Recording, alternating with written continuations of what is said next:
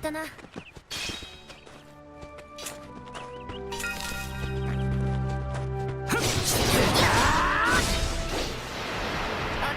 お疲れ様。よ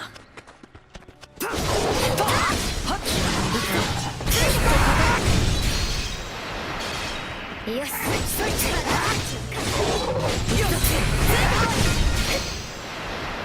勝ったね。終わったな。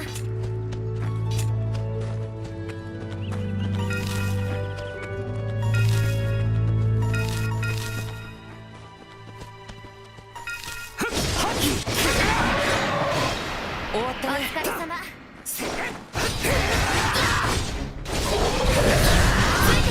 きっと勝てる。お疲れ様。私たちの勝ちだ。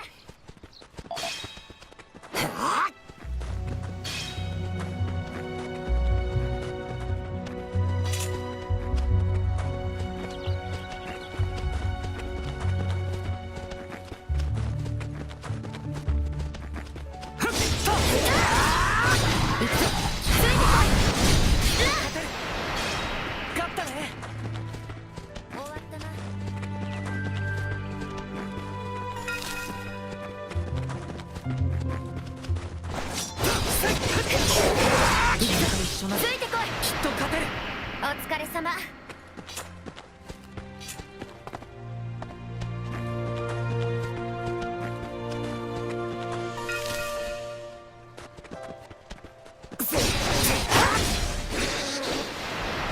お疲れ様。君と一緒なら。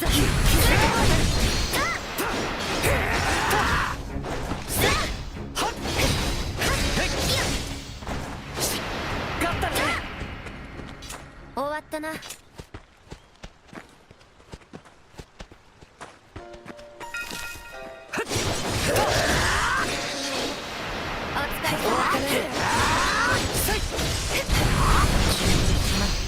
っと勝てる。お疲れ様。よし、私たちの勝ちだ。君と一緒なら。ついてこい。きっと勝てる。勝ったね。終わったな。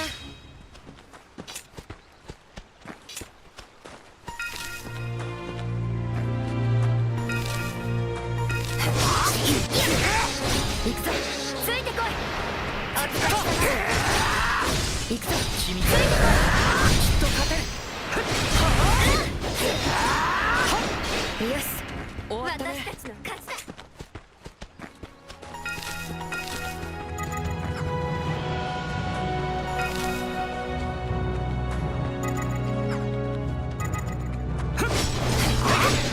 君と一緒なら。行くぞ。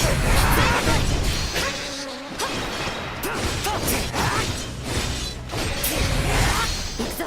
ついてこい。お疲れ様。きっと勝てる。勝ったね。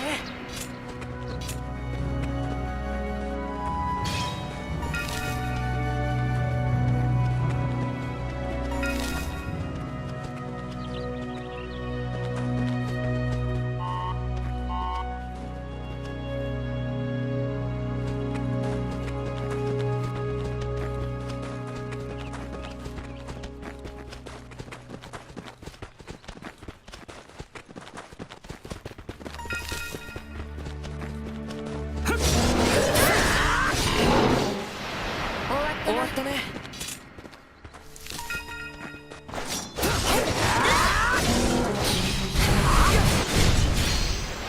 お疲れ様。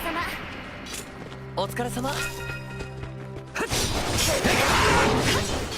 くぞ。きっと勝てる。よし、勝ったね。私たちの勝ちだ。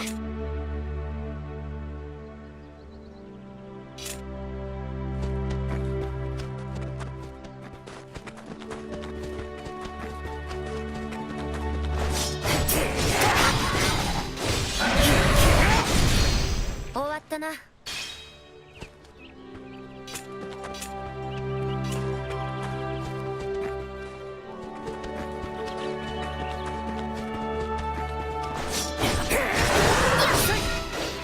くぞ。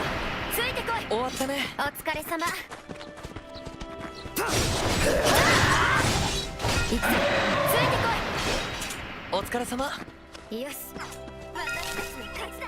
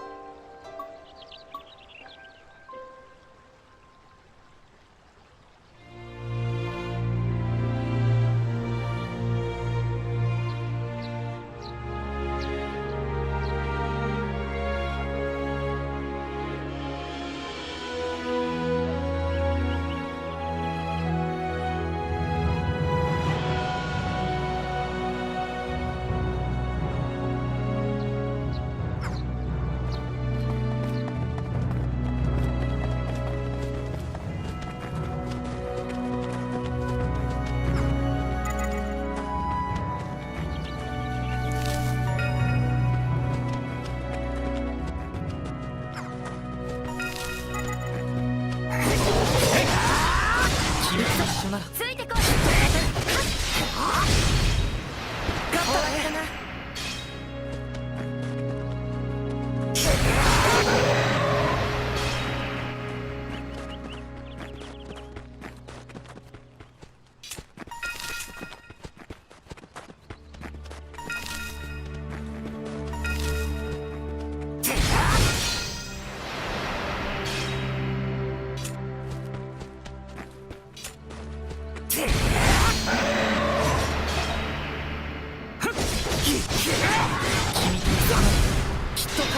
終わったな。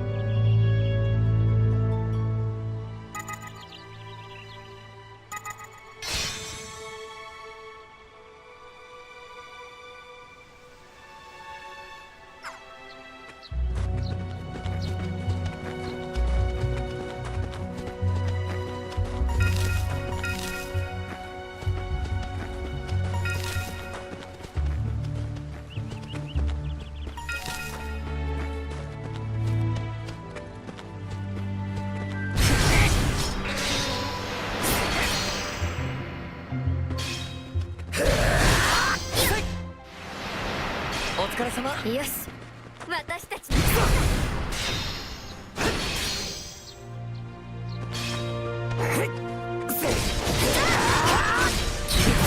ついてこい。終わったな。勝ったね。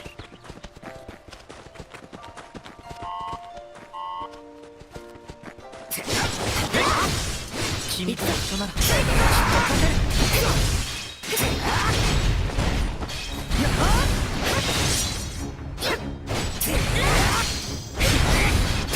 大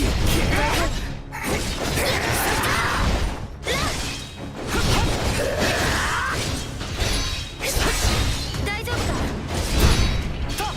体の具合がおかしい。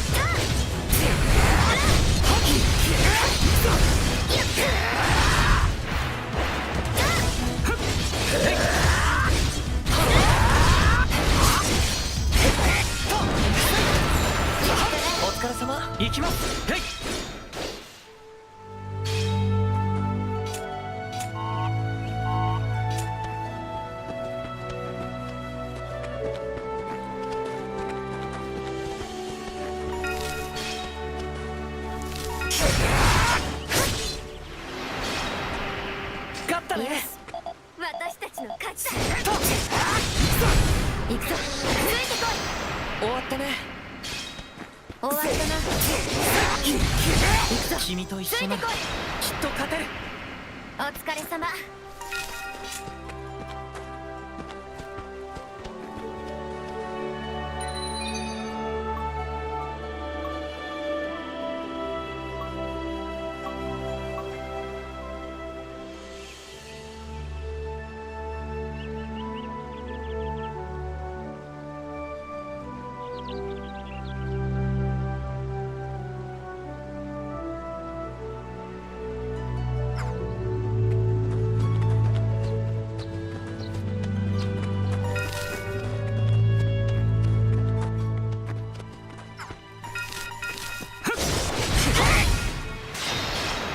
勝ったね。私たちの勝ちだ。ついてこい。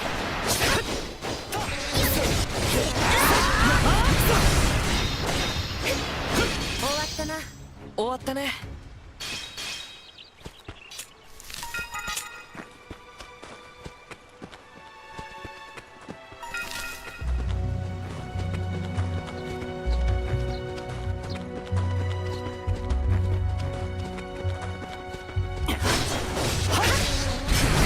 君と一緒ならついてこい。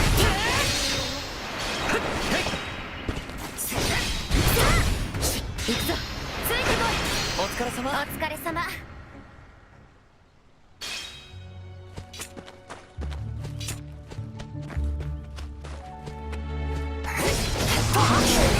一緒なついてこい。行くぞ、ついてこ勝ったね。い。よし、私たちの勝ちだ。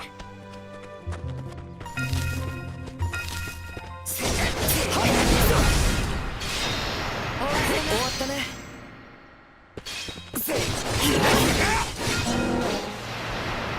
お疲れ様。よ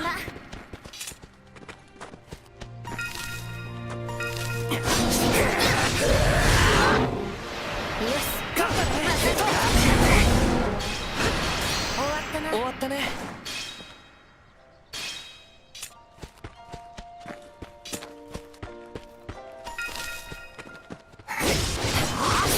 行くぞ、ついてこい。お疲れお様。疲れ様。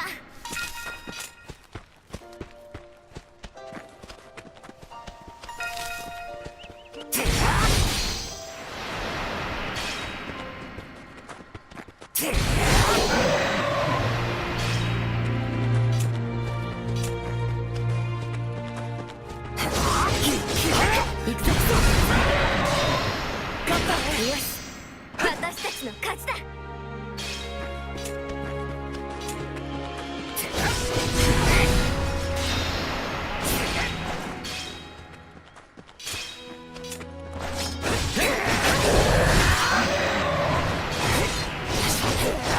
行くぞ、ついてこい。一緒なった。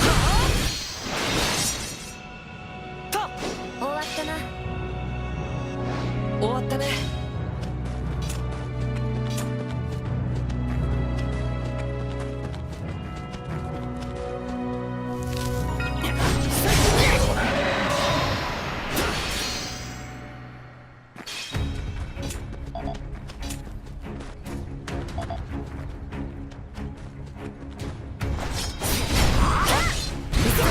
ついてこい。お疲れお疲れ様。様。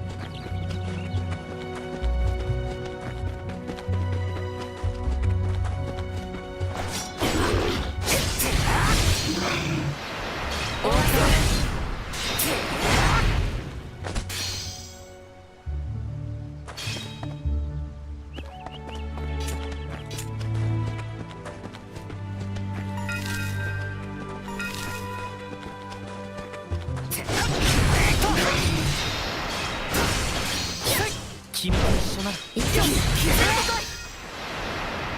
お疲れお様。疲れ様。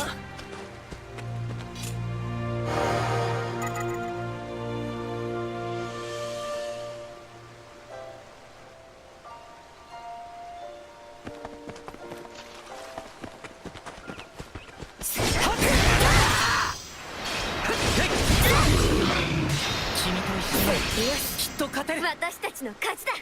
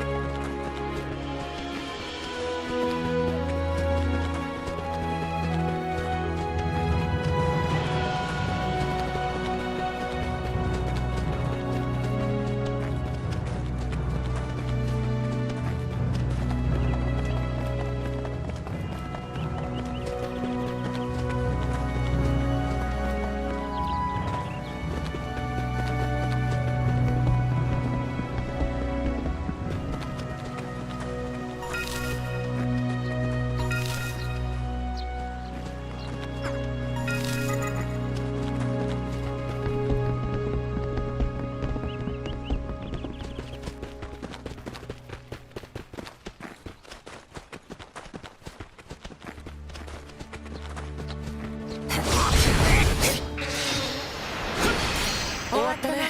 お疲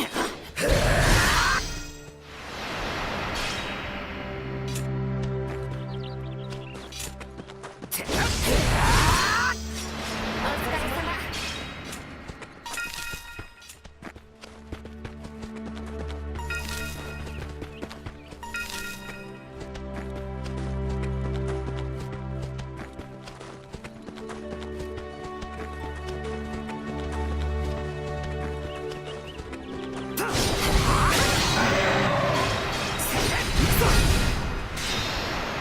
勝ったね。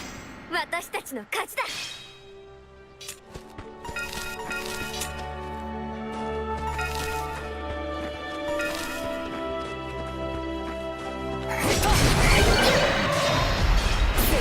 終わったな。終わったね。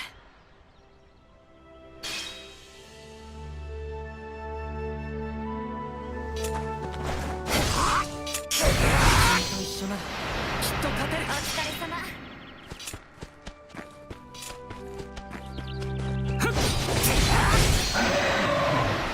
勝ったせい。行くぞ。君と一緒ならきっと勝てる。終わったね。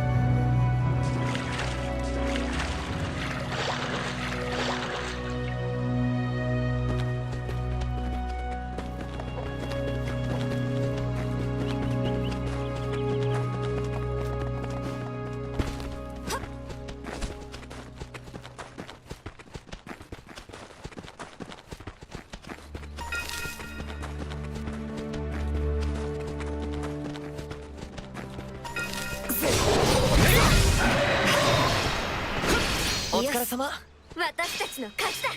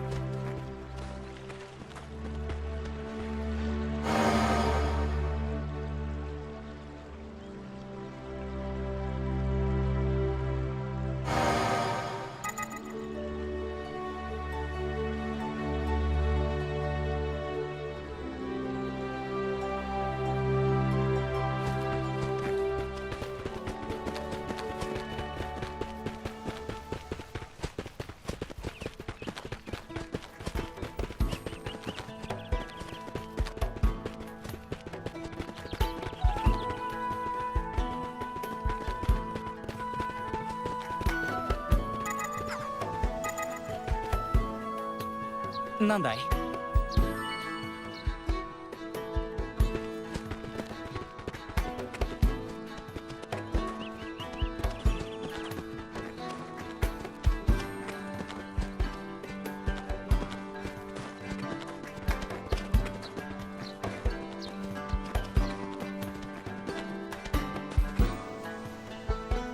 なに？どうも。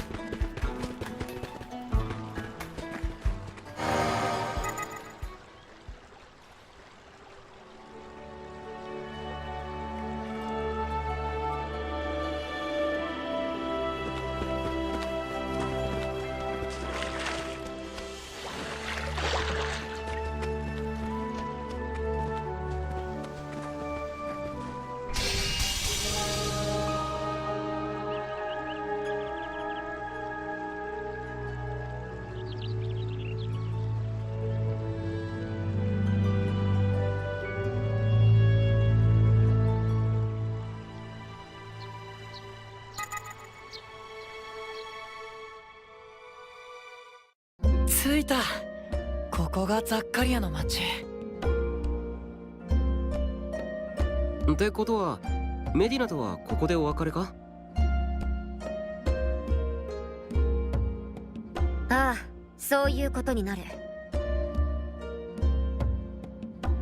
礼を言うつもりはないが、貴様たちのおかげで興味深い旅になったのは事実だ。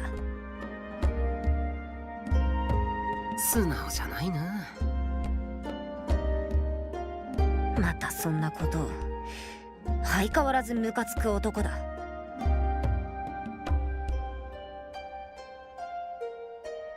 それでは失礼する。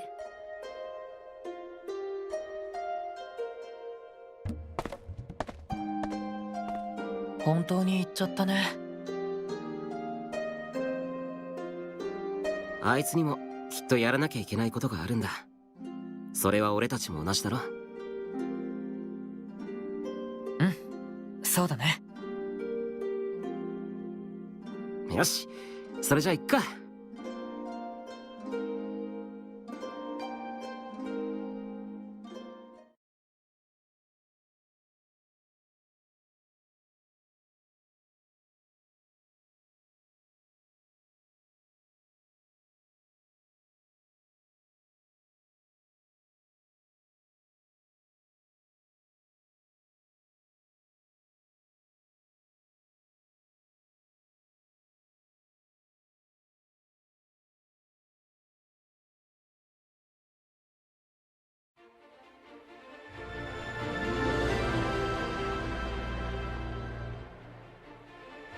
ルーリットの村を出発した数日後、俺たちはザッカリアにたどり着いた。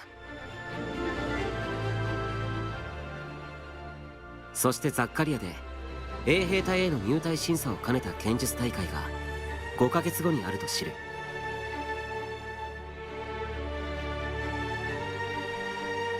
衛兵隊に入隊できるのは大会の東西ブロックを勝ち抜いた2名のみ。決して負けは許されない。俺たちは大会に備え、ザッカリア近くの農場に身を寄せながら日々剣の腕を磨いた。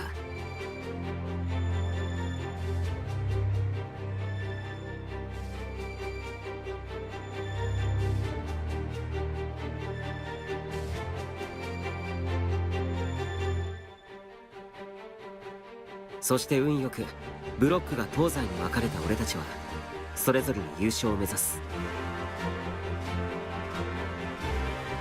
途中俺の対戦相手になったイゴームという貴族の男が仕掛けた罠をアインクラッド流剣術で跳ね返し勝利し、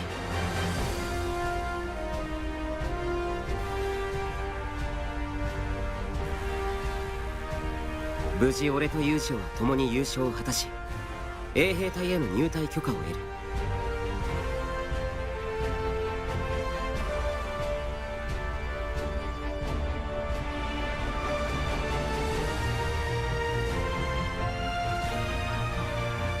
そして入隊から6ヶ月後、定立修剣学院受験に必要な推薦状を得た俺たちは北セントリアへ向かう。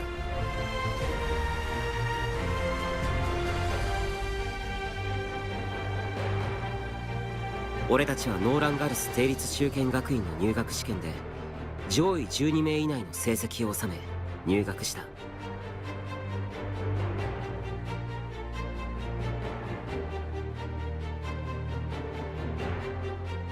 上位12名の初等練士はそば好き練士となり、その年の上級修剣士からそれぞれ指名されて選ばれることになる。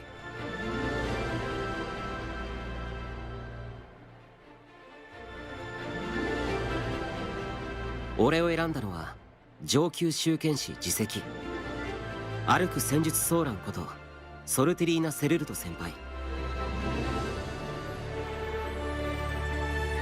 ユージを選んだのは俺たちと同じく衛兵隊出身の猛者ゴルゴロッソ・バルトー先輩。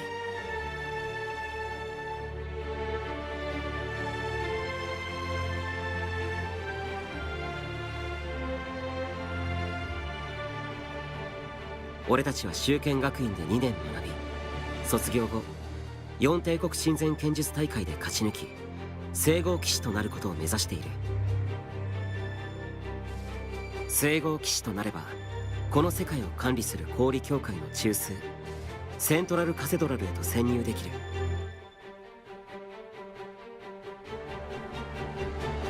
友情の幼なじみアリスを助け出すため、そして俺は外部との連絡を取るために、こうしてそれぞれの目標を胸に修剣学院での生活は幕を開けた。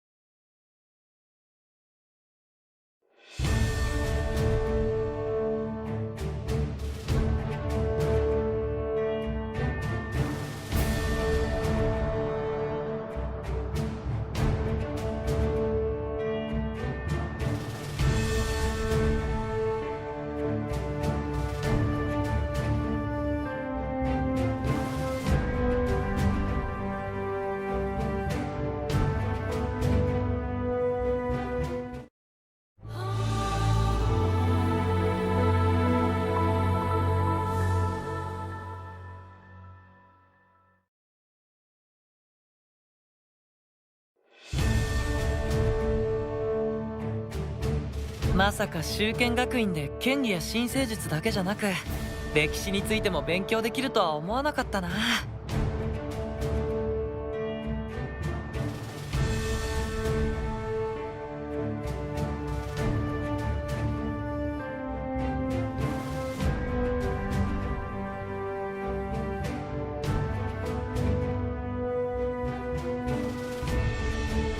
なんでそんなにも楽しそうなんだよ。僕は歴史が好きだし、勉強なんて久しぶりだから。キリトは嬉しくないの？試験もあるんだろ。ここに来てまで試験勉強することになるとは。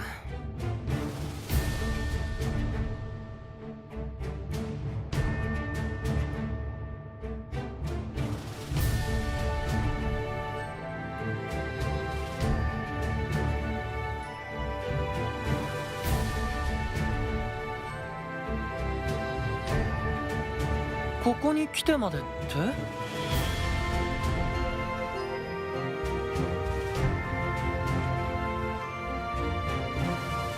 いや、なんでもない。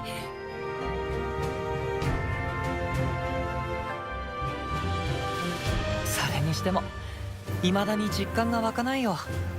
君と二人で入学試験を突破して今ここにいるなんて。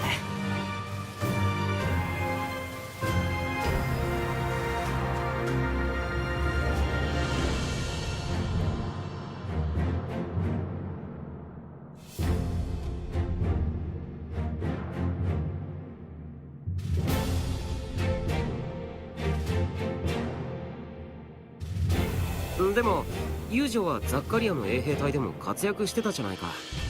随分強くなったぜ。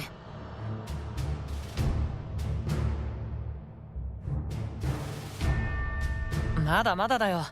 入学試験の成績はキリトの方が上だったしね。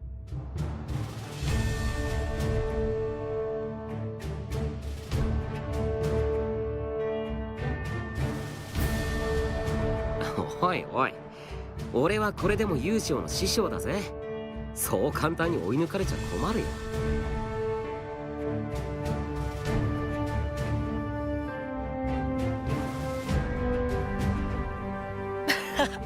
それはそうだね。何はともあれ、お互い入学試験の成績で12位以内に入れてよかったよ。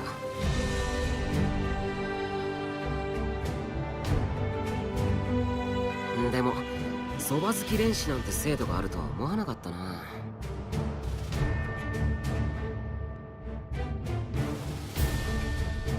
そうだよね。僕も驚いたよ。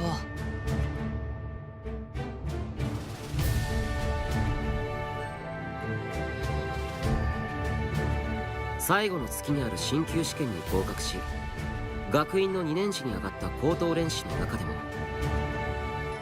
特に試験でいい点を収めた12名は上級修験士と呼ばれる特待生に任ぜられる。つまりえりすぐりのエリートと言っていい。上級修験士には身の回りの世話や稽古の相手をするそば好き練士が一人ずつつくことになる。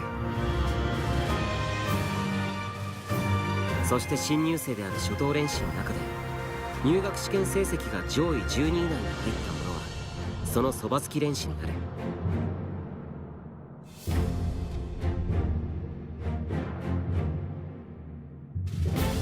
上級修験士には12人しかなれないなんて相当厳しいね。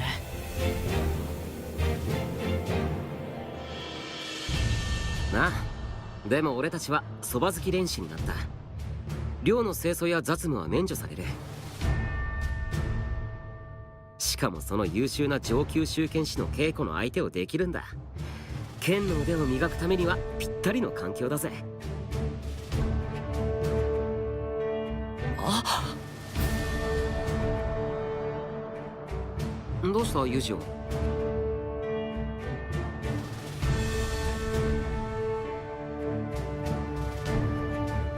キリト、僕たち大事なこと忘れてるよ。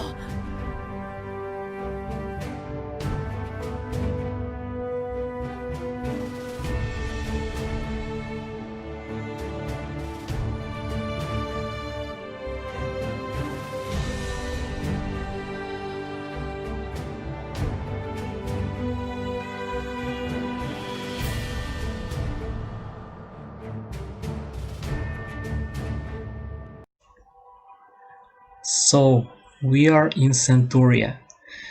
we finally reached our destination of this chapter. We are still in chapter 1, but this is a very big step in the story. And I thought it is a very good moment to stop and talk about the game a little bit. Things that I wanted to talk about,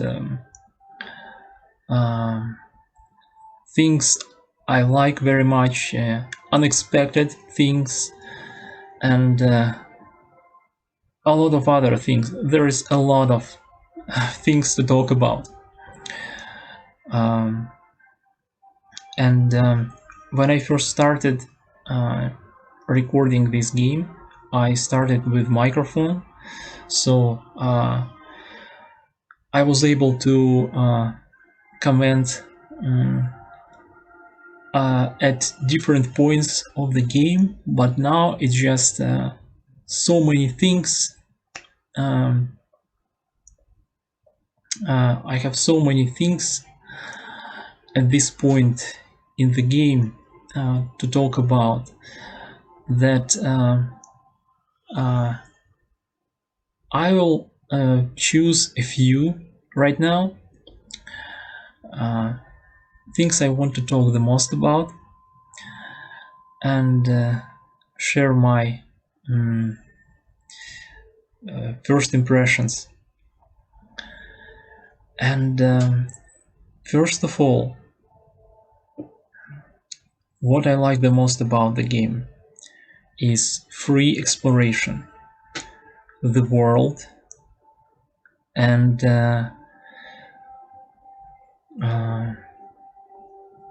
the atmosphere. And I will explain. I didn't expect the game to be so open, and by open I don't mean the big maps and areas. What I mean by that is that there are almost no invisible walls. Your jump is very good. I love the jump in this game. When you're exploring the areas, because you can reach a lot of places you don't even need to, but you can. And that free exploration I'm talking about, and that I enjoy that much, is that you can basically make your own shortcuts and explore the map the way you want. You are very free about your movement, and the landscape, the world. What I mean by that is that it is very beautifully crafted. It is not like the previous SAO games, and I don't want to say that their areas design is not good. It is good, but not that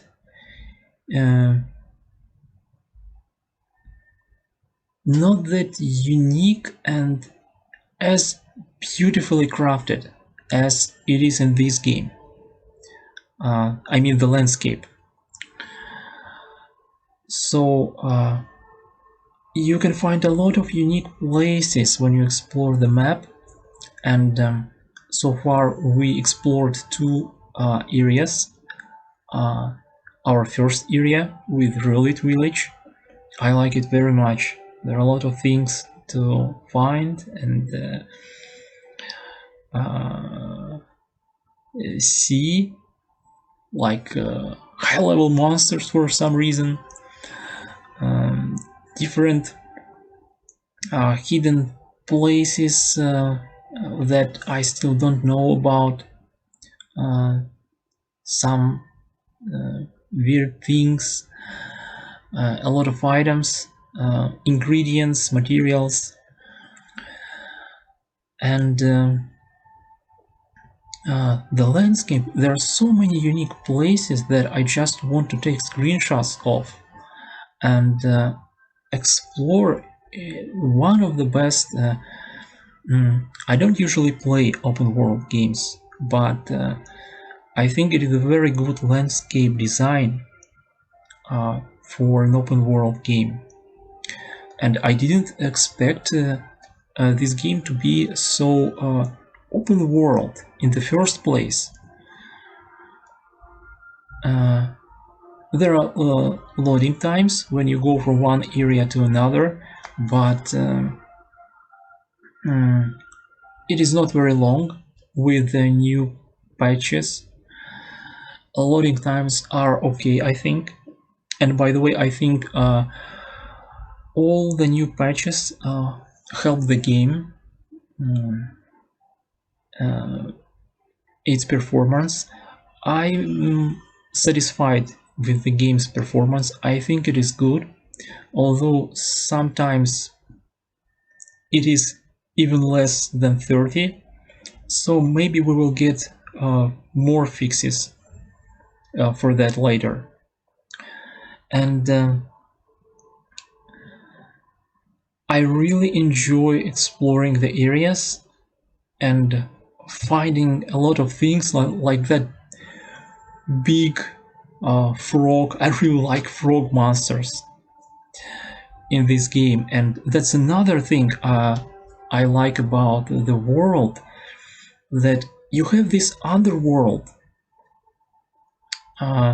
this cool world, and it has lore and its fauna, its residents, and a lot of places with their own stories. So I think the game did a very good job at making that world bigger, expanding this world and showing its different places to you, different things that you didn't know about, or maybe they were mentioned in the novels or in the anime, even though anime removed a lot of things.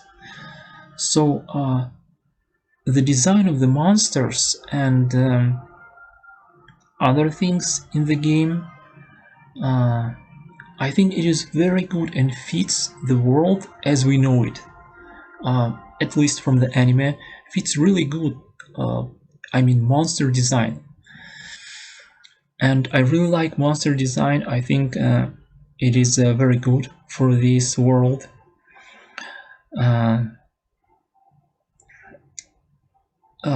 Fantasy type monster design.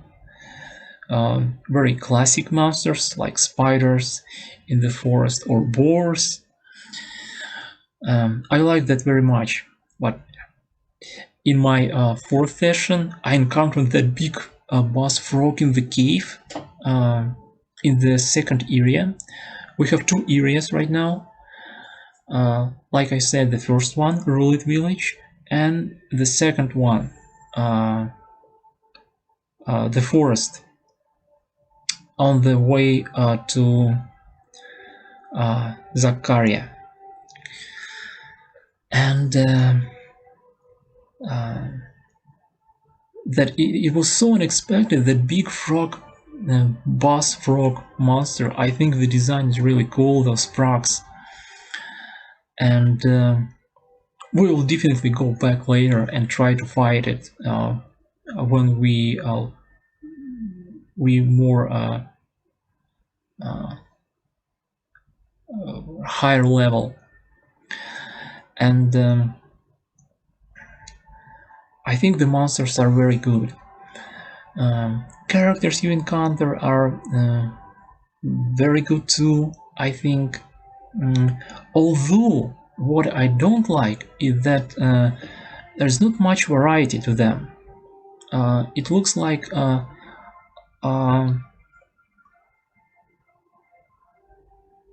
almost all of the characters, except the story ones, like Alice's father, I mean Ruled Village chief, elder. except the very unique, and Selka, except very unique characters, I think a lot of characters look generic, like they were made in the same with the same character editor. They look good, and there is enough variety, but there should be more. There are children, there are elder people, so that's okay. It makes the world more believable, more good and immersive. But there should be more body types, like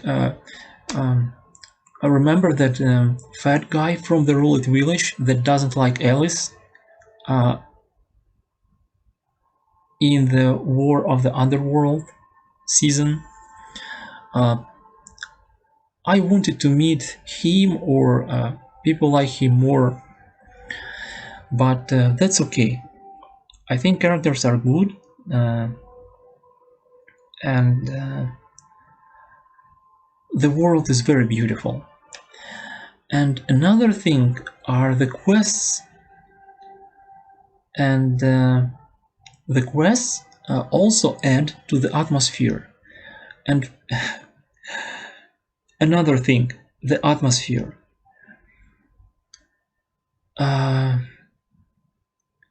This is what I wanted from Sword Art Online Alicization game. The feel of exploring this world is very good. Like I said, the monsters, the quests, other things, they just make every moment that feels short in the anime or maybe in the novels, they make it more meaningful, like the journey, like your journey to Zakaria. You meet a new character, new game original character, Medina, and the journey, it is still a tutorial. I think the whole first chapter is a tutorial, and it is very long, and even longer when you are grinding and completing quests, and I think that is important. Completing quests is important. We will go to the quests right after this. And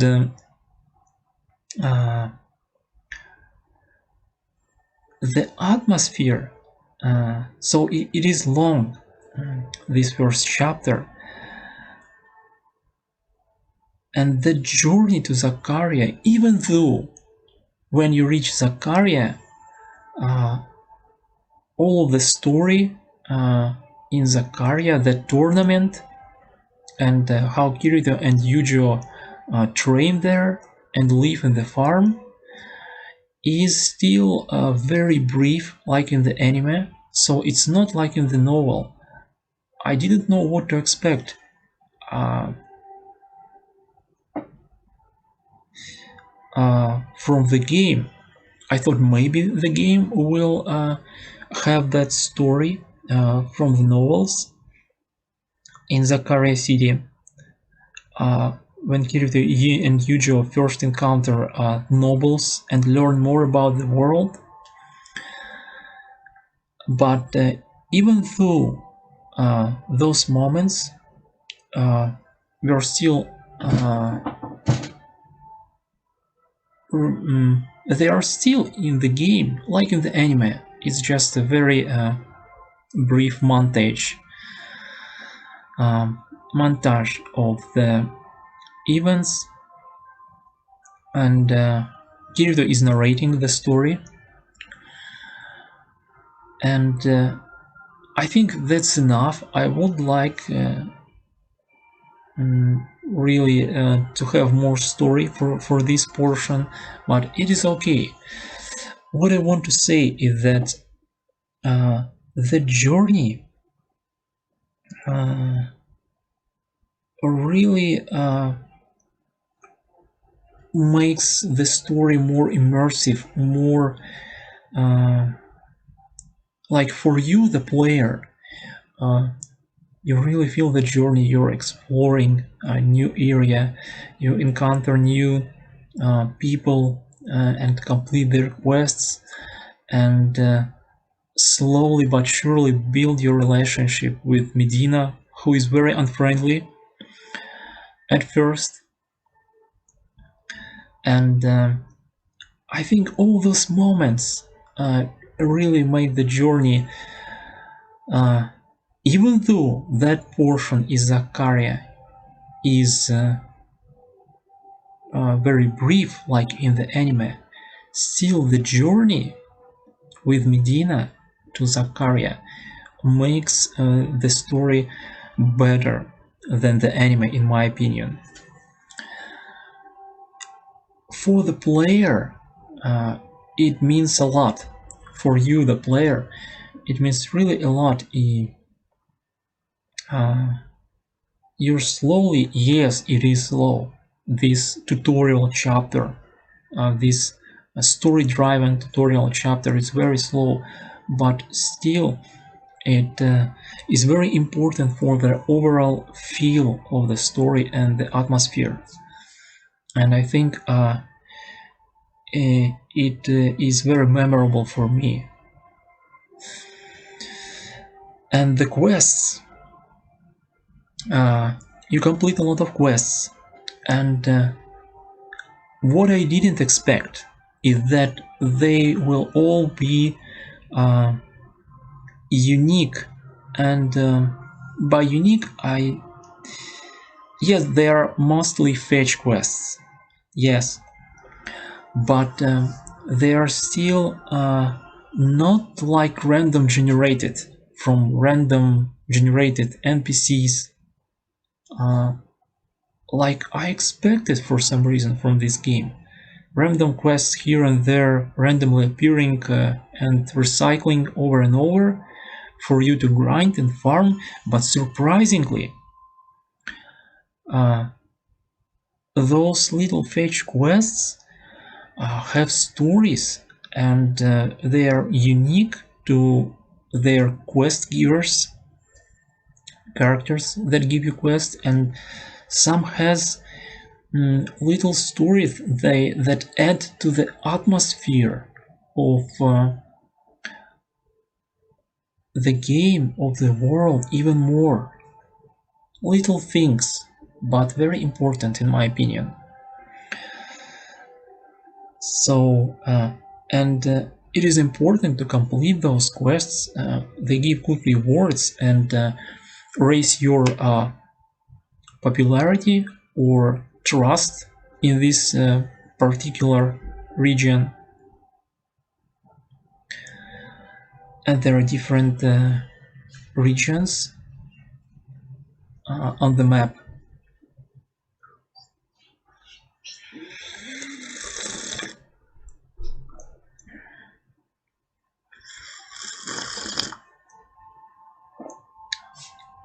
I think there will be a lot of areas to explore, and the overall map is very big and will be even bigger with the DLC.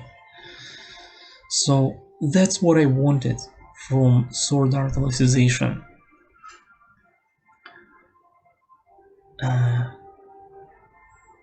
Big underworld,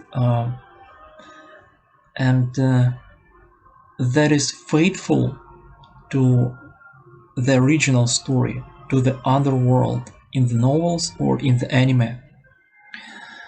That's what I wanted.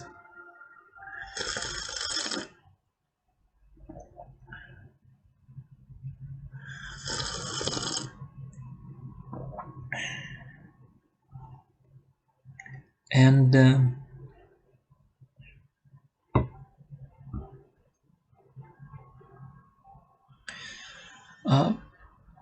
quests are simple for the most part. I think they are, at least those quests in the first area and the second area, they are still a tutorial for you, to get to know more things and mechanics about the game. And that's another thing that I wanted to talk about here, is game's mechanics. There are a lot more to the game and the game mechanics than I thought there will be. In fact, I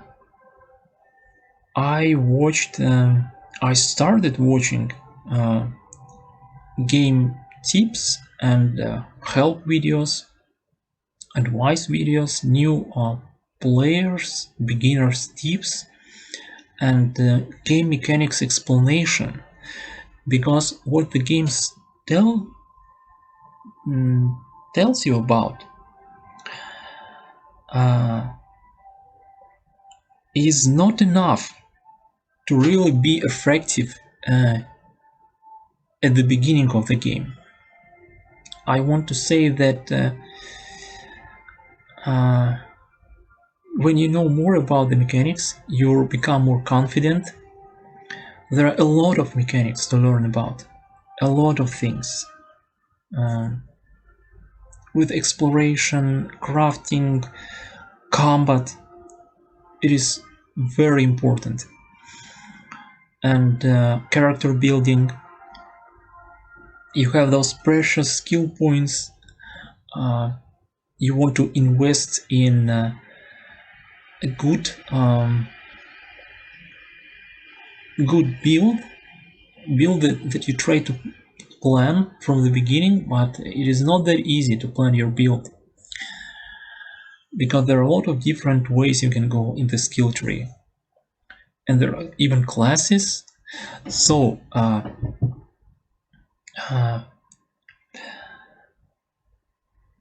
the game tells you the basics in the tutorial portion in this first chapter, and it is very slow.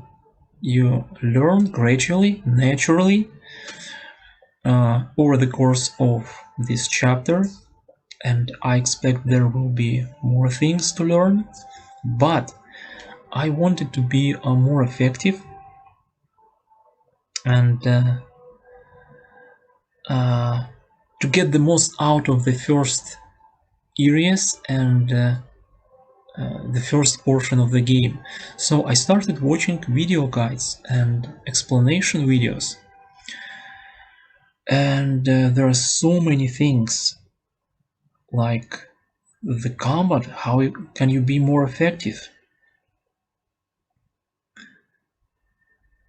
and another thing I wanted to mention, that battle, that fight with goblins, story fight in the goblins in the cave in the first area.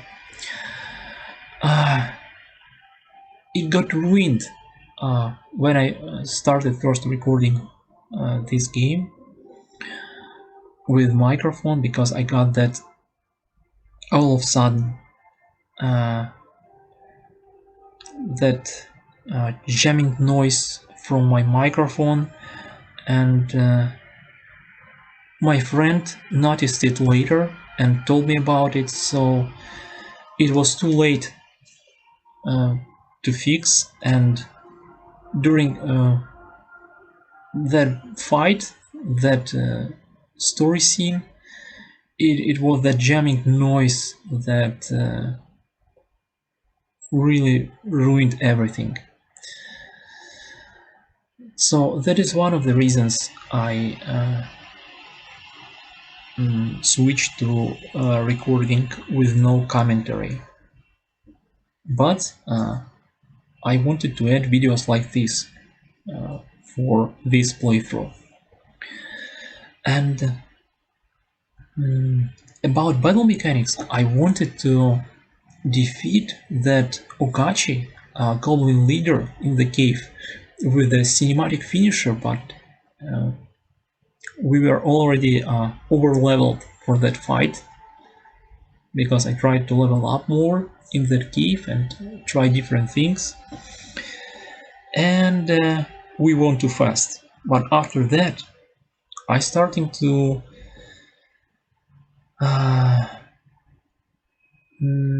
experiment with the battle system, with the combat system, and learned a lot of different things.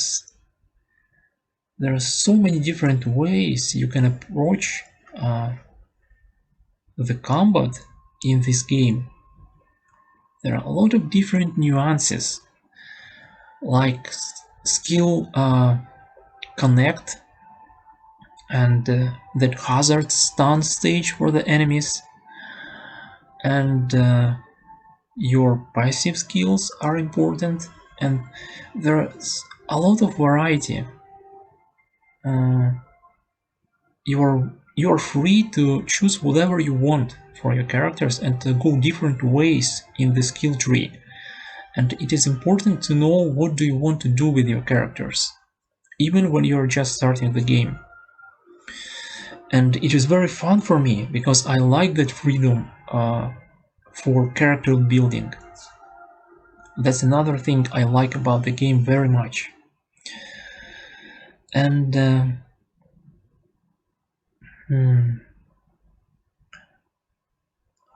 so I started watching guide videos and help videos. There are a lot of little things like fall damage or swim damage, different little things the game doesn't tell you about. For fall damage and swim damage, when you fall and you take damage and you have stamina when you're swimming, and by the way, I didn't even know that you can dive in the water, but I learned that from guide videos because I wanted to learn more about the game, and it is very interesting learning this game. So when you lose stamina in the water, you start taking damage, and when you fall from somewhere, you take fall damage, but your HP doesn't go below 1 HP, so it is okay to swim and don't be afraid.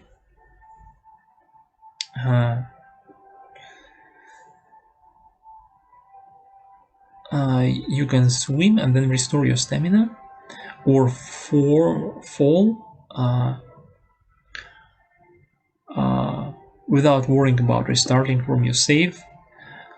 You will still have 1 HP when you fall, even when you take a lot of damage. So when you're exploring, it is very helpful to know that you can run and fall and still be okay, because there are a lot of very high places. I really like the landscape in this game. It is very beautiful, and a lot of unique places and good variety, very good variety.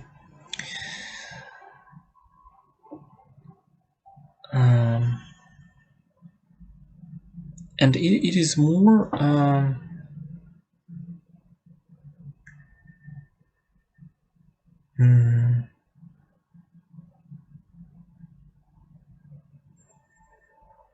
vertical.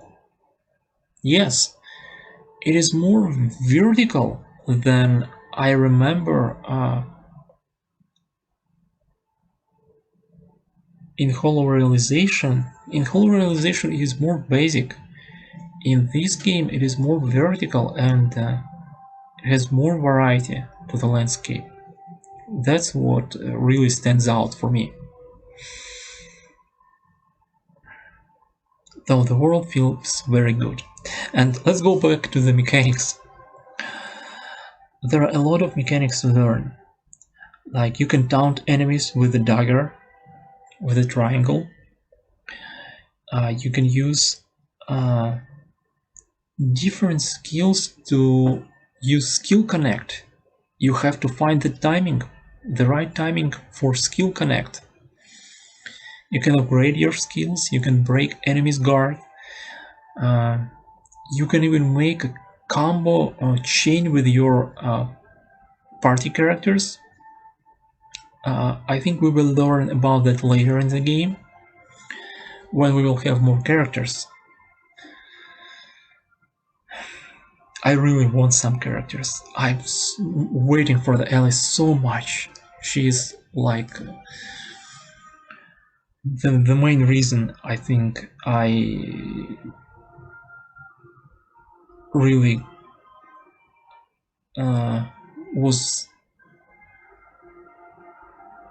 I got attached to this Alicization story in the first place.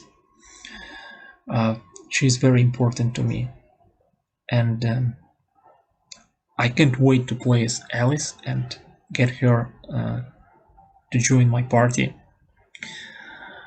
I like her very much, and other characters like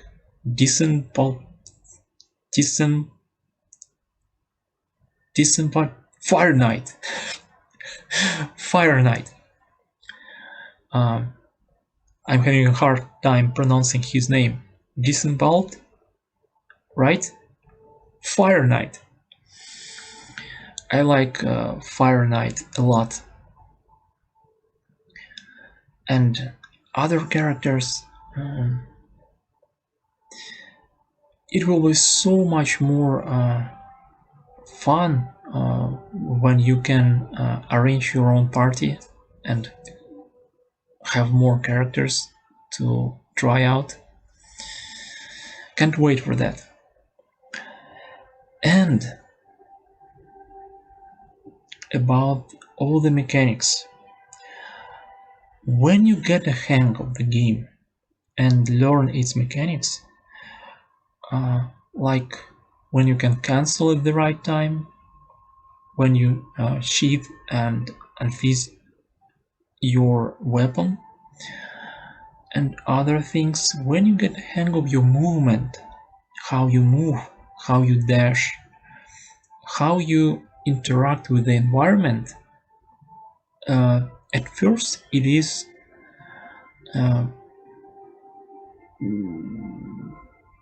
feels not as good. It feels maybe even clunky sometimes at first,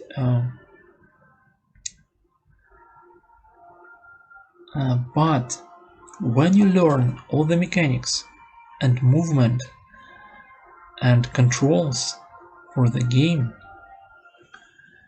it becomes so smooth to play this game. This game becomes so smooth, and you can notice that by how I started this session.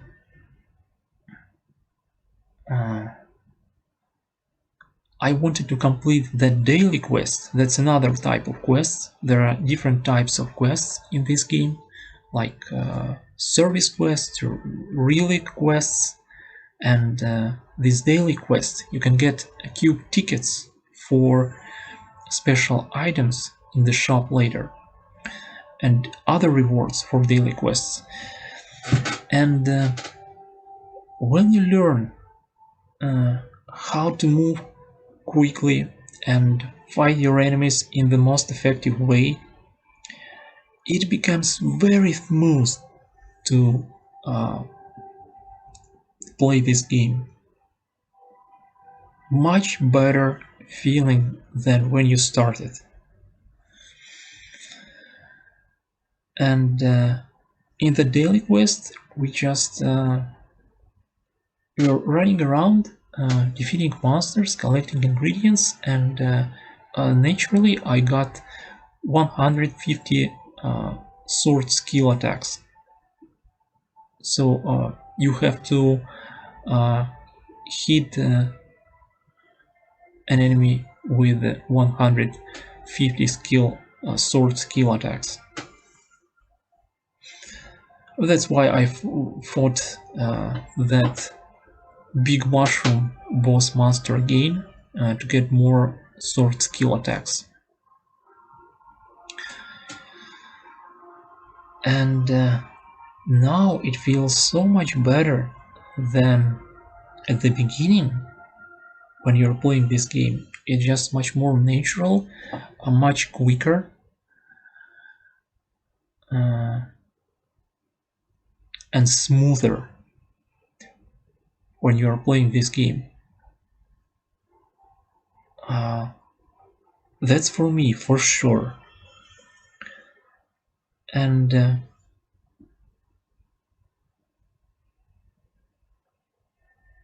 what I wanted to say about the graphics and the sound is not much, because there are almost no things that I don't like in this game, because I have realistic expectations. So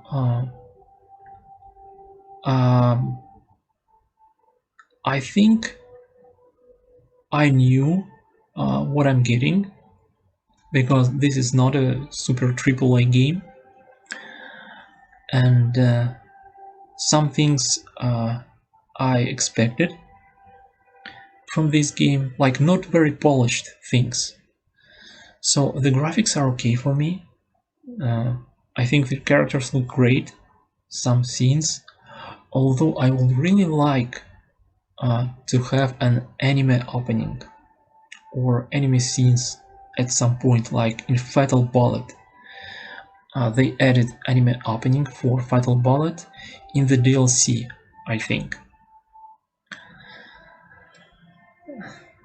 I really like how Medina looks in that anime trailer for the game.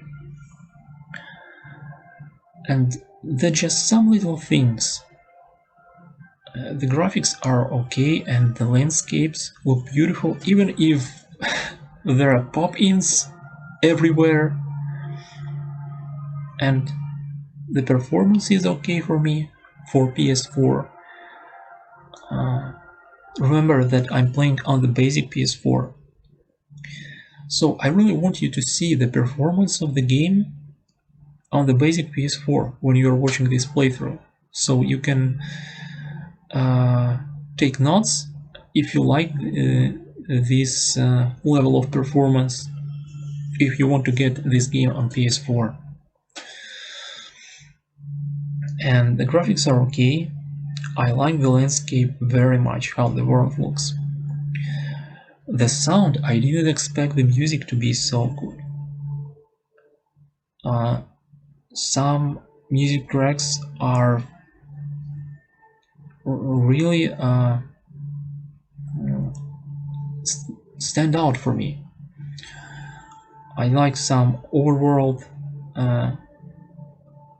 some forest themes, and the main theme in the main menu.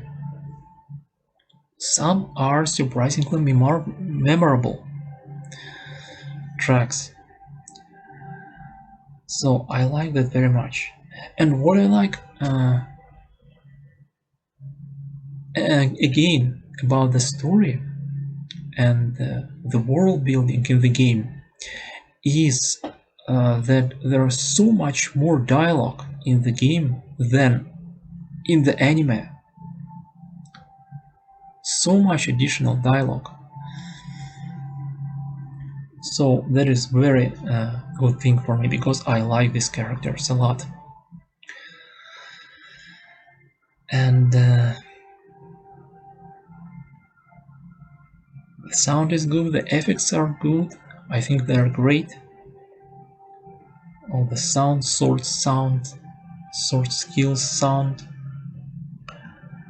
And the gameplay, the more you play the game, the better it feels.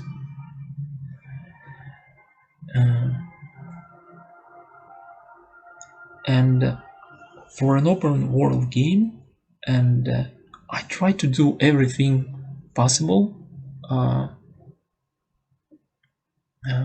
on our way to Zakaria, and I don't really feel tired of collecting all those flowers, stones, materials, ingredients, fighting monsters, basically farming and grinding.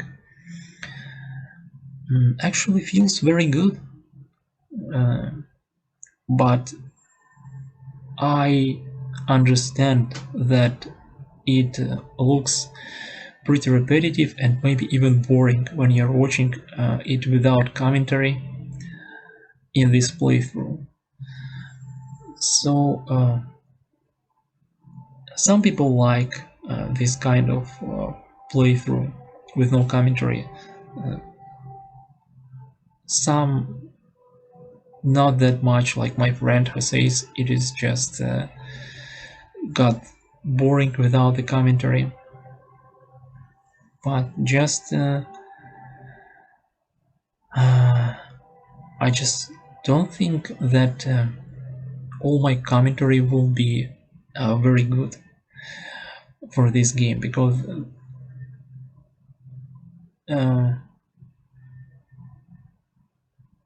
you repeat the same thing over and over, and I really want to grind because I don't get tired from it, and farm. So it is just the same thing over and over, and there is not much to talk about. So I want to have more commentary here in this video,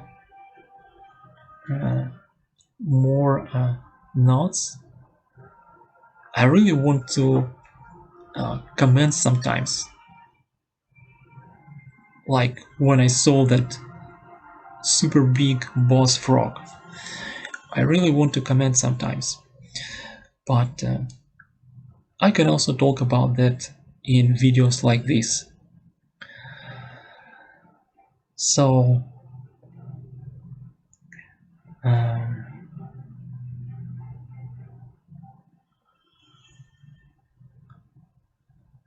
I want to continue this playthrough in this format.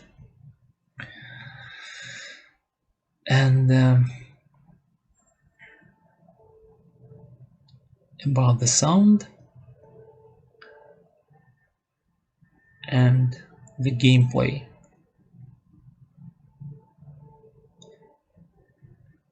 Like I said, I don't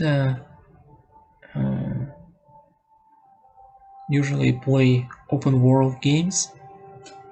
It is very rare for me to play an open world game, but in this case I'm not tired of doing all those things.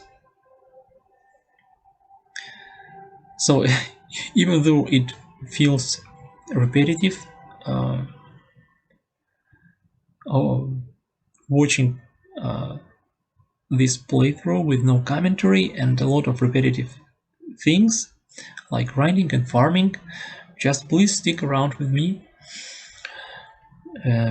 because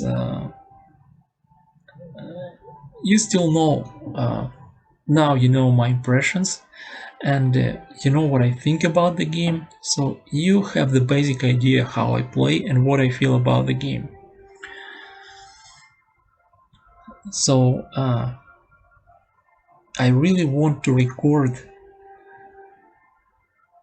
this game with good quality, so no more sudden jamming noise or something like that. I don't want to ruin any more moments, and I have the game to have a better sound when recording, and it is better when you're not using your microphone, PS4 microphone.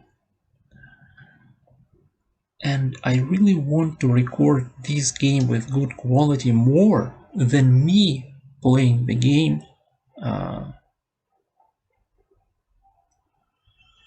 this playthrough. So I want to continue in this format. and I'm sure we will get more things to talk about in this game, and later we can talk more about that. For now, I hope you will support this playthrough and maybe my other videos on my channel. It is very important to watch the video until the end and somehow interact, like pressing the like button or commenting, leaving a comment, something like that. And of course, I will be very happy if you subscribe and check my other videos on this channel. This is another playthrough, a very special playthrough of this year for me that I wanted to add to this channel. So please stick around with me and we will continue. I hope you will enjoy the continuation, and I think the game will still surprise me in many ways from now on. I think the gameplay will feel even better when the game eventually will open up fully. So there will be so many things to experiment and try out. So I really wanted to record this playthrough so you can watch the full story, the basic gameplay, how it performs on PS4. Other things we will test, even multiplayer later, online. Other things, and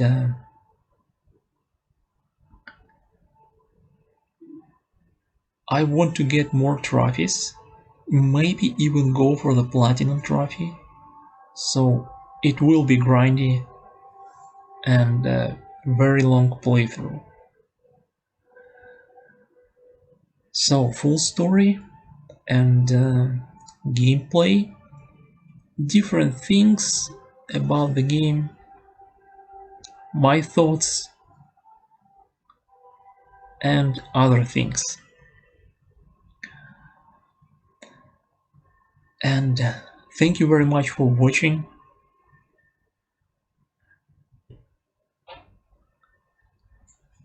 I hope you are really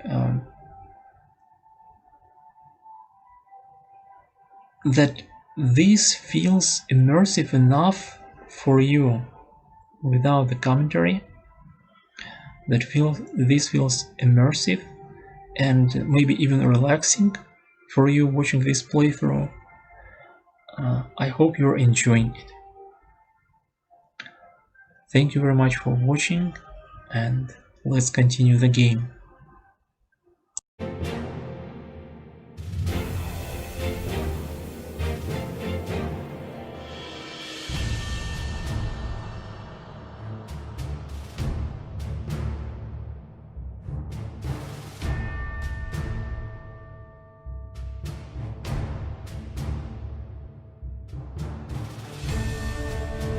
大事なこと？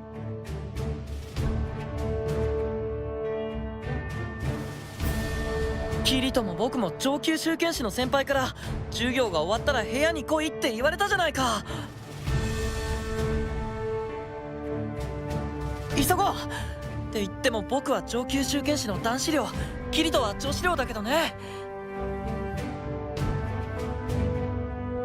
確か約束の時間は授業が終わった後、次の時告げの鐘が鳴るまでだったはずだ。お互い急ごう。ああ、じゃあまた後で。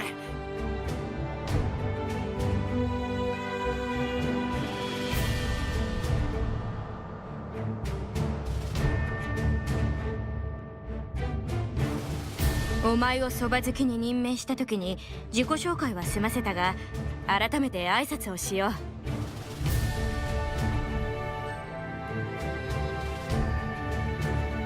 私は上級州剣士ソルティリーナ・セルルトだ。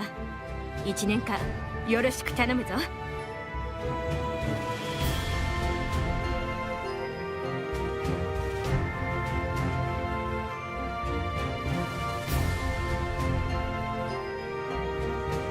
俺はキリトです。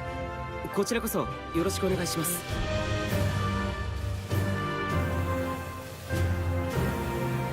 私のそば好き練習として、お前にはこれから毎日私の稽古に付き合ってもらうことになる。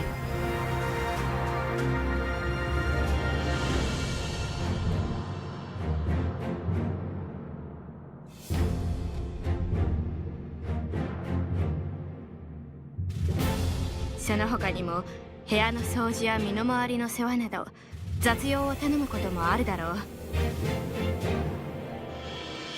う。わかりました。先輩のお役に立てるよう最善を尽くしたいと思います。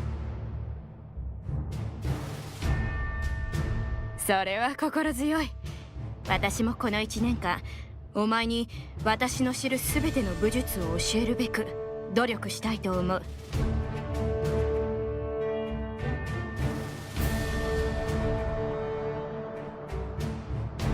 それでは早速だが、今日は私の稽古に付き合ってもらおう。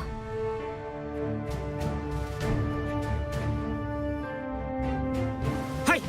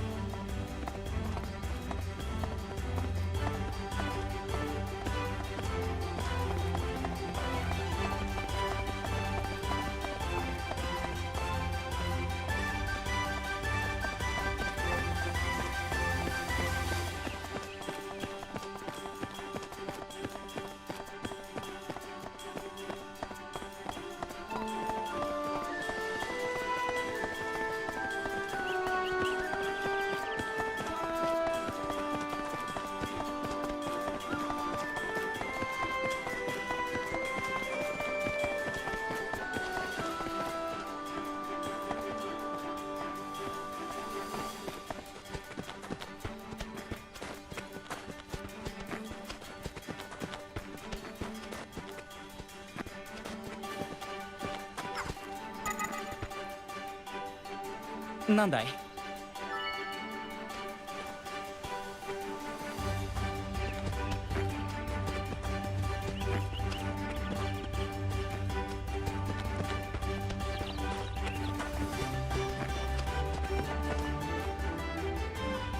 どうも。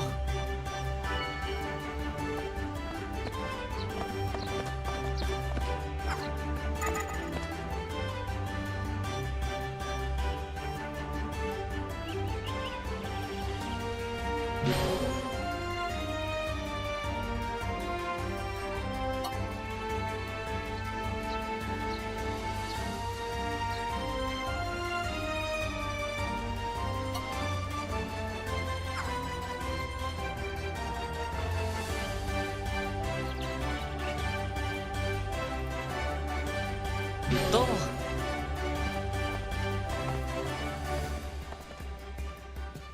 なんだい？おう。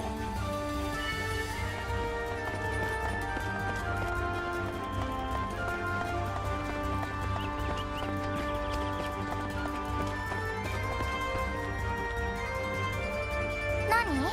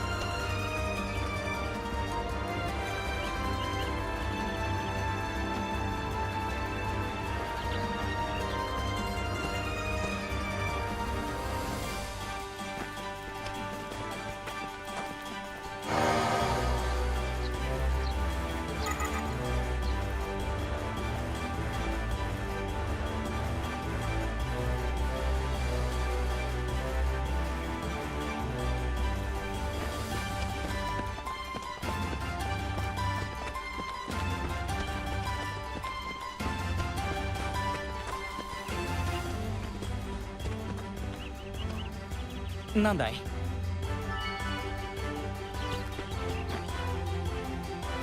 うん。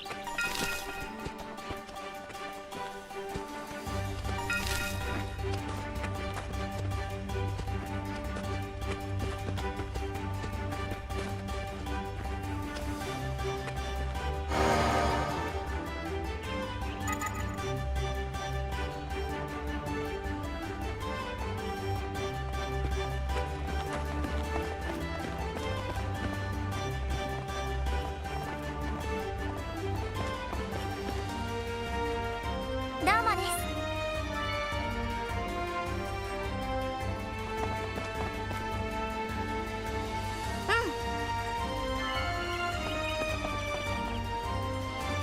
なんだい？ど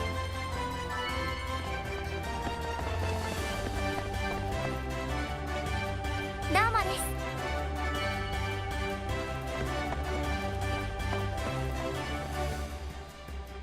ある。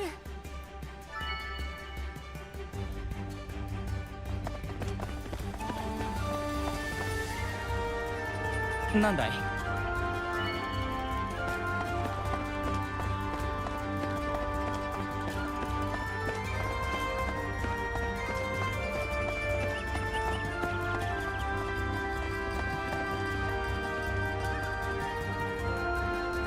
ある。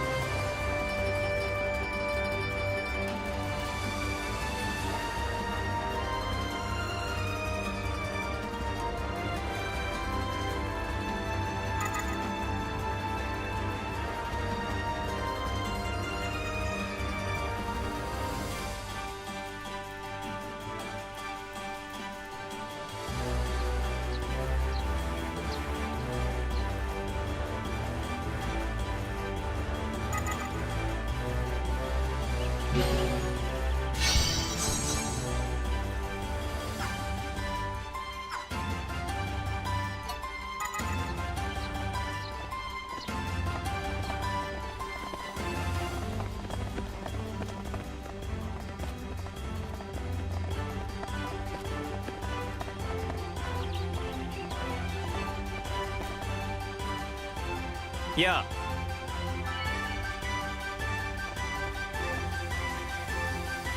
うん。何？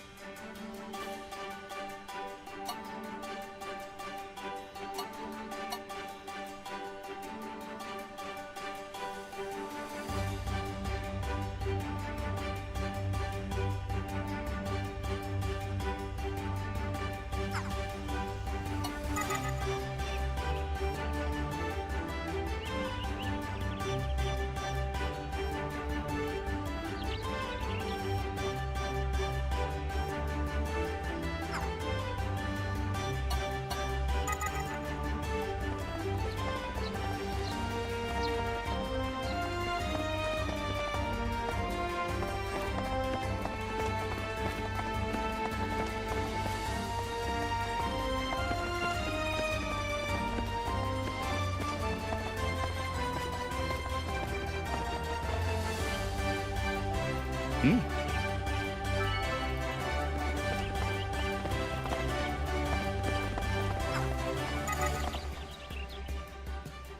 うも。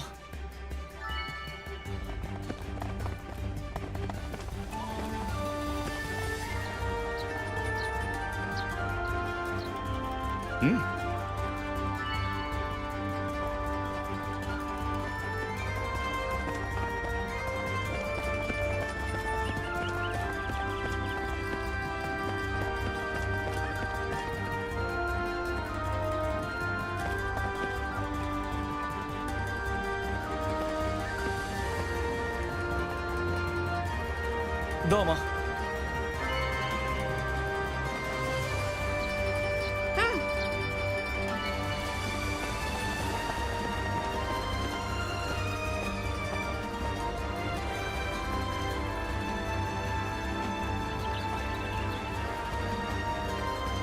なに？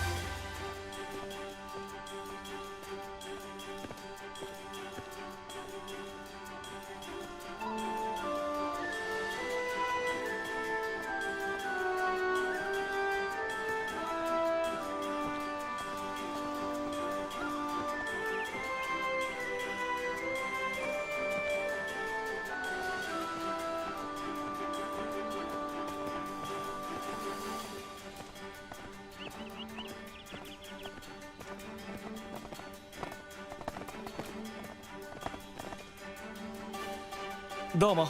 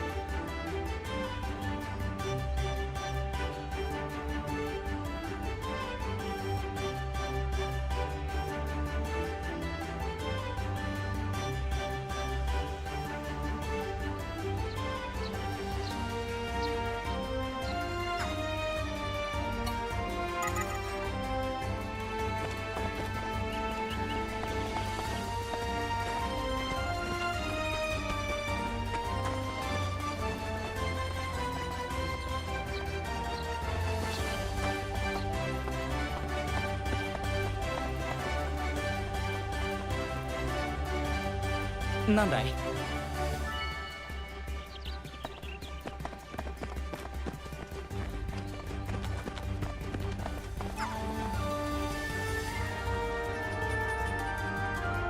や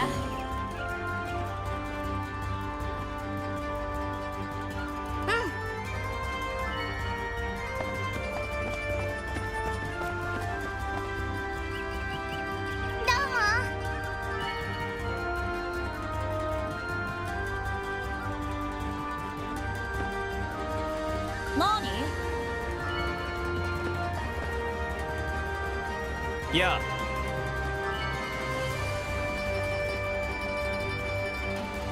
なに？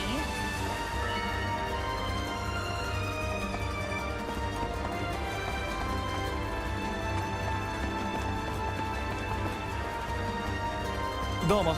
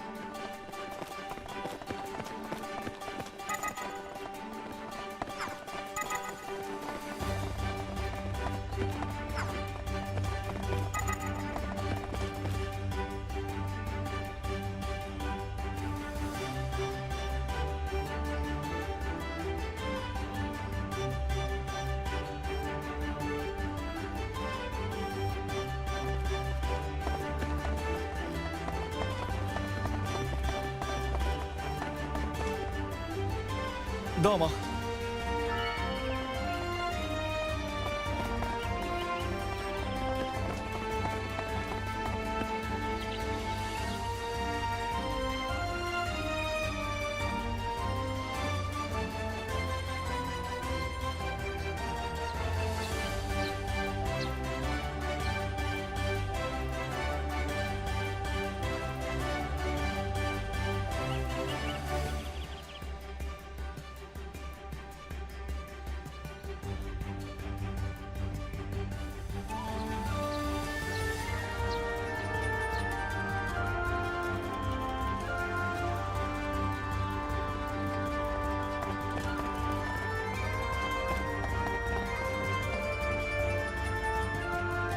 ええ。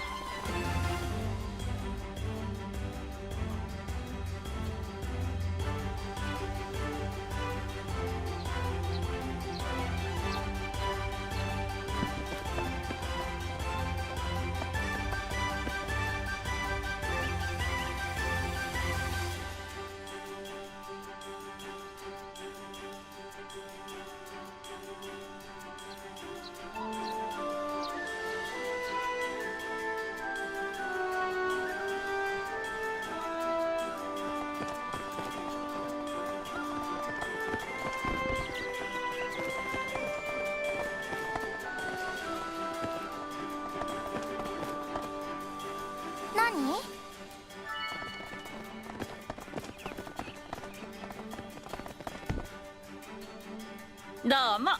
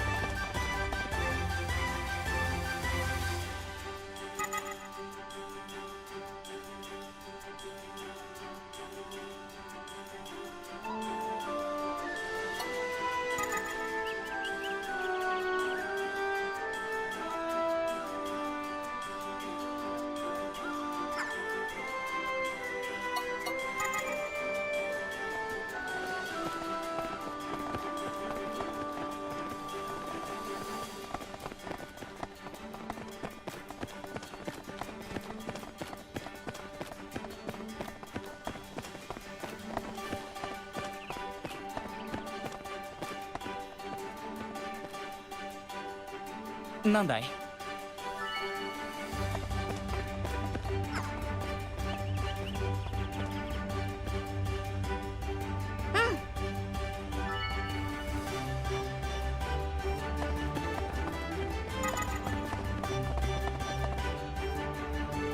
え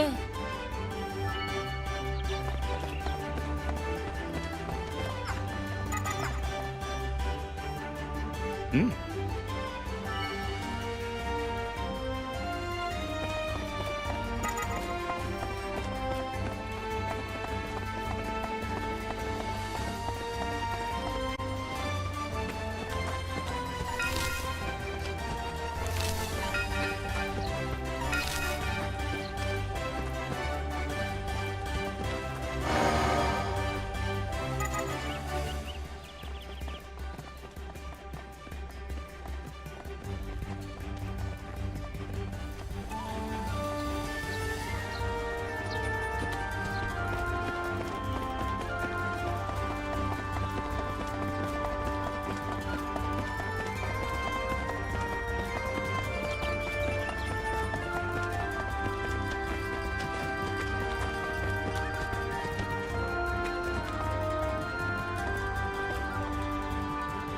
なんだい？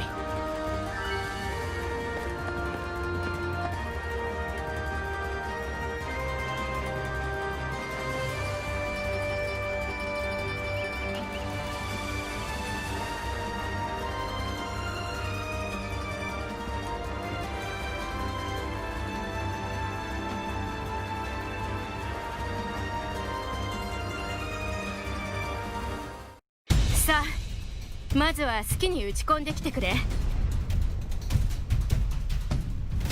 きにですか？ああ、私は入学試験で見たお前の剣が気に入っているのだ。だからこそこうしてお前と剣を交えてみたくてたまらなかった。ソルテリーナ先輩は上級集剣士の中でも自責に位置するエリート中のエリートだ。そんな先輩がなぜ入学試験の成績が7位だった俺を。どうした？早く来い。はい。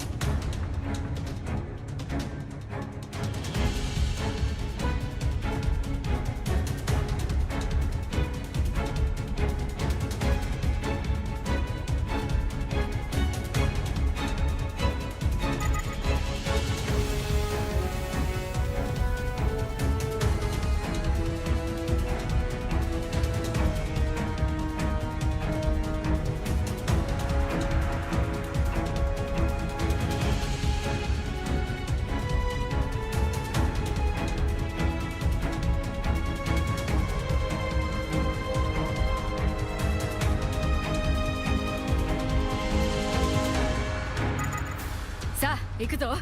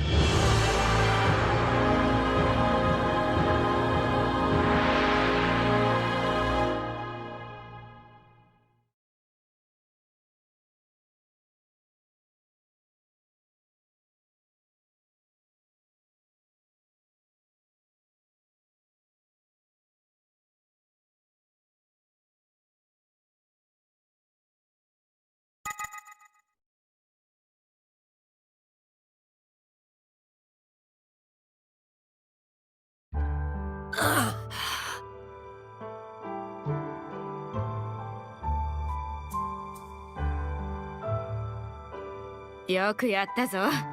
やはりお前は入学試験で見た通りいい筋をしている。いえ、先輩の剣を受けるのがやっとでしたよ。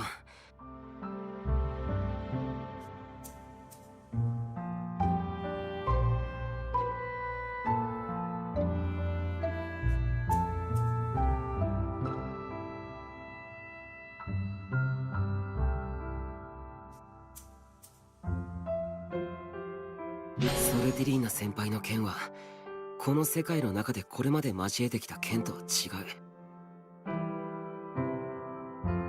そう、この剣は勝つための剣だ。入学試験で多く見たノルキア流よりも早く確実に相手を追い詰める。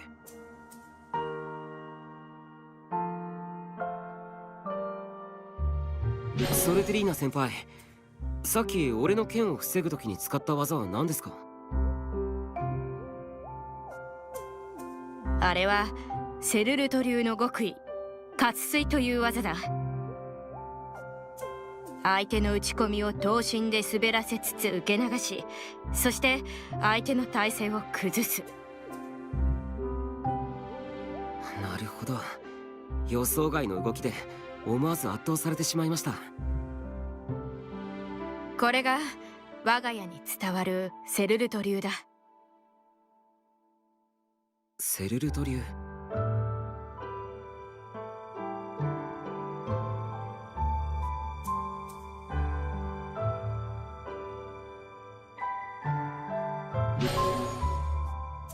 先輩、ぜひ俺にもその流派の技を教えてください。それはしかし。もちろん無理にとは言いませんけど、セルルト流には他の流派にない実践的な、俺が求める強さがあると感じたんです。分かった。1年かけてお前にセルルト流の技を教えよう。では今度は私の番だ。お前の剣技について教えてくれ。これまで見たどの流派とも違うあの見事な技。一体お前の流派は何なのだ？俺の流派はアインクラッド流です。ほう、良い名だな。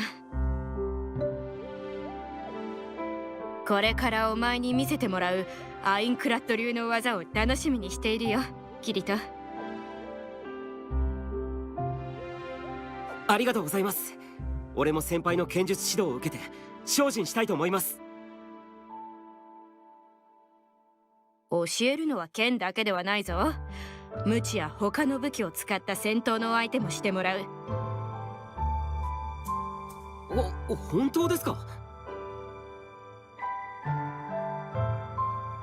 ああ、楽しみにしていてくれ。それでは今日の稽古はこれで終わりだ。疲れているところ悪いが、少し休んだ後、お前の相棒も連れて私のところに来てほしい。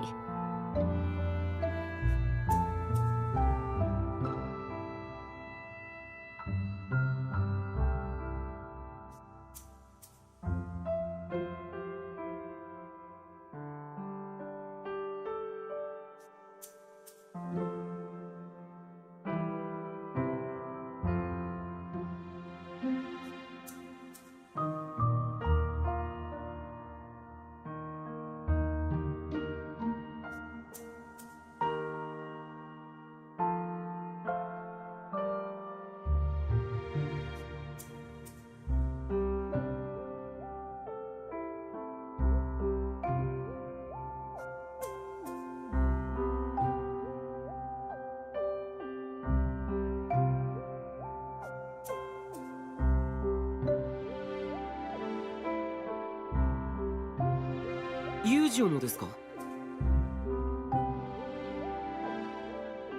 そうだ、2人が揃ったらまた説明する。わかりました。それでは友情に声をかけてきます。あ、よろしく頼むぞ。それからキリト、私を呼ぶときはリーナで構わない。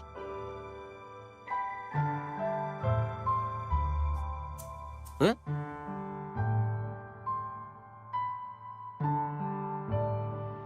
家族や友人は私のことをそう呼んでいる。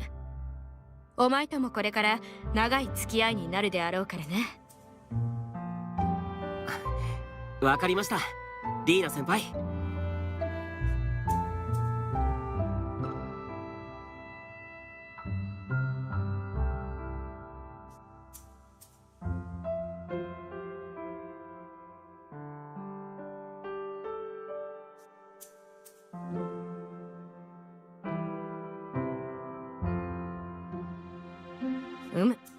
ではまた後でな。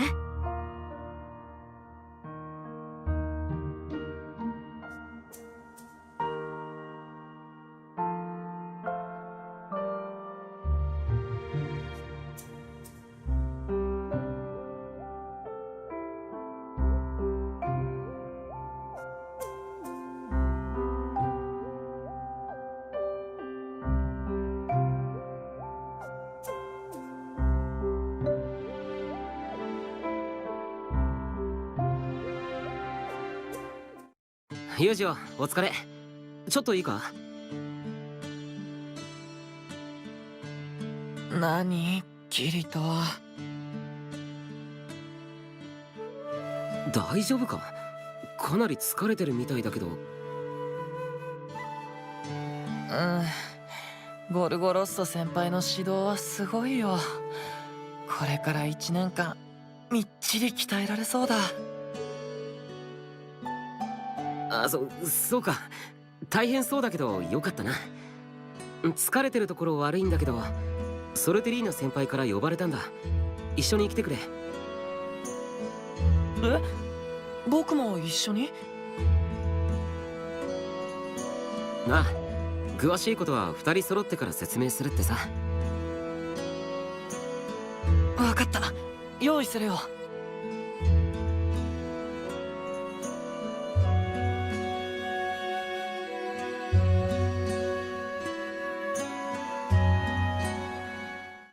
リーナ先輩。来たか、2人とも。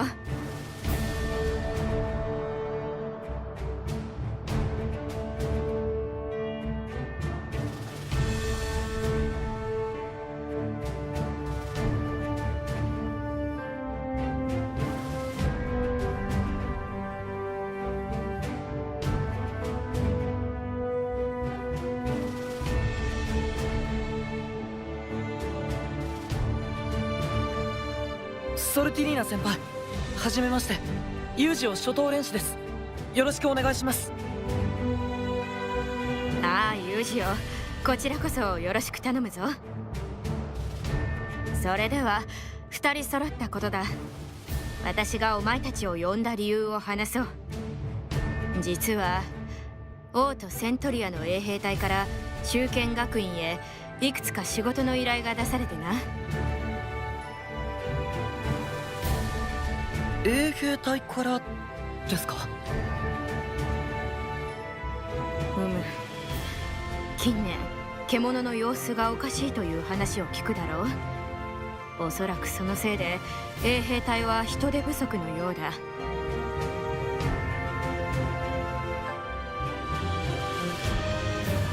それで溢れた仕事が修験学院に来ているというわけですか？ああ、だが名目上は課外授業という形になる。それってなんだか衛兵隊に都合よく使われているような気がしますね。そう悲観的になるなよ、ユージよ。めんどくさい申請書なんかを出さずに北帝国を自由に歩けたり実践を積んだりできるんだぜ。まあそれもそうだね。そう思うと悪くないかも。学院から今回の課外授業は最低3人で組を作ってから参加するようにとの要請があってな。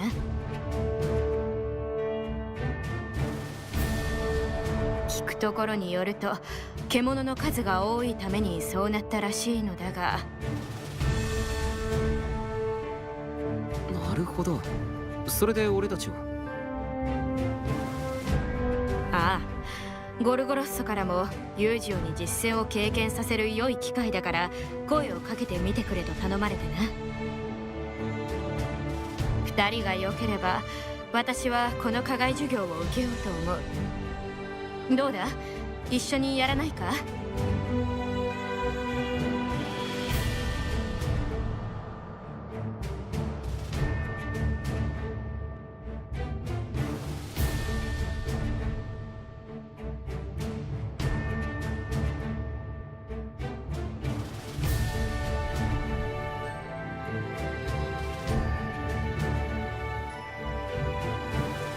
もちろんです。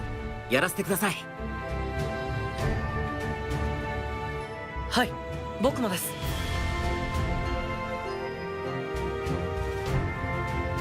分かった。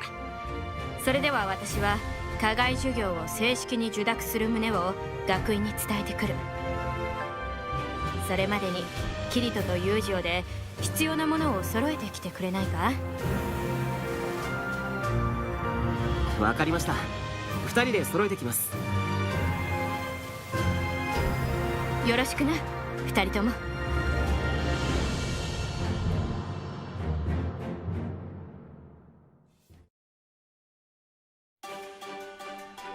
そういえば頼む。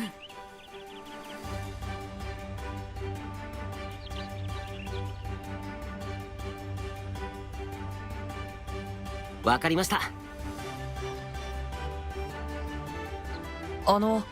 いいですか？おい、